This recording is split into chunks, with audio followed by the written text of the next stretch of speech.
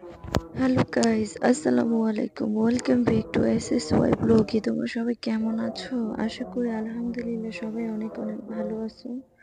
তোমাদের দোয়ায় আল্লাহর রহমতে আমরা অনেক ভালো আছি। আজকে গাইস আমার হয়তো একটু শরীরটা ভালো না। দুপুরের পর থেকে গোসলের পর থেকে প্রচন্ড মাথাটা ব্যথা ব্যথা, শরীরটা কেমন জানি লাগতেছে। একটু না অনেকটাই খারাপ লাগতেছে। এখন পর্যন্ত খারাপ লাগতেছে। এখন একটু শুয়ে আছি।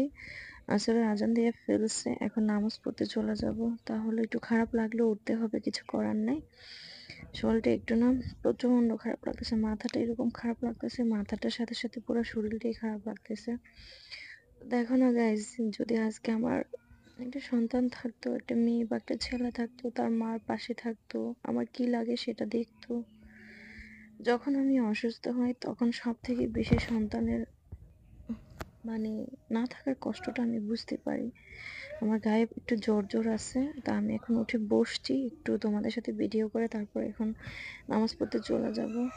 কালকে কোনো ভিডিও দিইনি, আমার শরীর খারাপ লাগে, মন ভালো লাগে না, তো এজন্য কালকে কোনো ভিডিও আমি দিইনি, ভিডিওতে আমার হয়নি।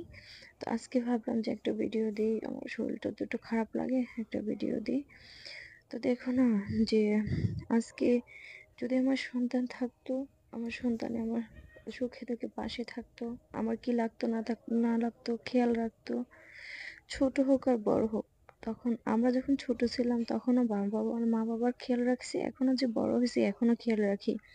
তো যখন আমি অসুস্থ হই তখন সব থেকে বেশি আমার সন্তান না থাকার কষ্টটা আমার মনের মধ্যে লাগে, যে আমার তো সন্তান নেই, কে আমাকে পাশে রাখবে, কে আমার পাশে থাকবে, কে আমার যত্ন করবে, কে আমার খেয়াল রাখবে।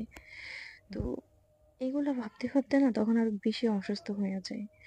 মানে মনটাকে একদম শক্ত করে রাখতে পারি না, মন ভেঙে যায় পুরা। আস্তে আস্তে গাইস বয়স হইতেছে বলো, এখন তো বয়স হইতেছে, এখন তো যে জীবনটা থেমে নেই। তার 14 বছর হয়ে গেল, বিয়ে হয়েছে, তো বয়সটা কোনো কম হয়েছে বলো? এই বয়সে আরো আগে তো মা হওয়ার কথা, তাই না বলো? আল্লাহ না দিলে কি করব, কিছু তো আর করার নাই। তো তারপরেও চেষ্টা করি, যে ডাক্তার করবে সবই তো দেখাইতেছি, চেষ্টা করতেছি, চেষ্টা করতে করতে হয়তো একদিন আল্লাহ আমার প্রতি খুশি হবে, আমার মনের আশাটা, আমার সন্তানের আশাটা পূর্ণ করে দিবে। তো শরীরটা কিন্তু একটু না ভীষণভাবেই খারাপ লাগতেছে। তোমরা হয়তো আমার কথাটা শুনে বুঝতে পারতেছো যে আমার শরীরটা একটু বেশি খারাপ লাগতেছে। তো আমার তোমরা হয়তো ভাবতে পারো অনেকে যে আপু তুমি সব সময় মন খারাপের ভিডিও কেন দাও? আমার জীবনে একটা মেয়ে, একটা ফ্যামিলি, একটা পরিবারের সব থেকে খুশি থাকে একটা সন্তান, একটা বাচ্চা। আমার জীবনে তো সেটাই নেই, তা আমি খুশি কোত্থেকে আনবো বলো? আমার আমার লাইফে তো কোনো খুশিই নেই, আমার লাইফে কোনো খুশি নেই। তারপরে তো ভালো থাকতে চেষ্টা করি, সব দুঃখ কষ্টগুলো ভুলে চাই, যে চেষ্টা করি যে একটু ভালো থাকার জন্য, কিন্তু পারি না গাইস।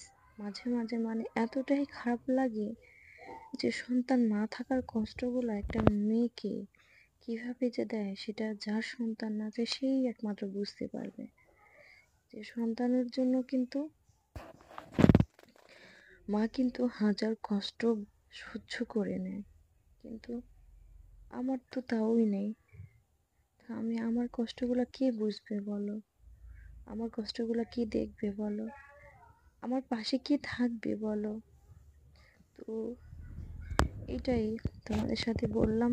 আর একটা বাচ্চা যে আমি আনবো, একটা বাচ্চা যে আমি মানে কিনে আনবো, পালক আনবো, তখন আমাদের এই সমাজ আমার সেই সন্তানটাকে, আমার বাচ্চাটাকে নানাভাবে যন্ত্রণা দিবে, নানাভাবে নানান কথা বলবে।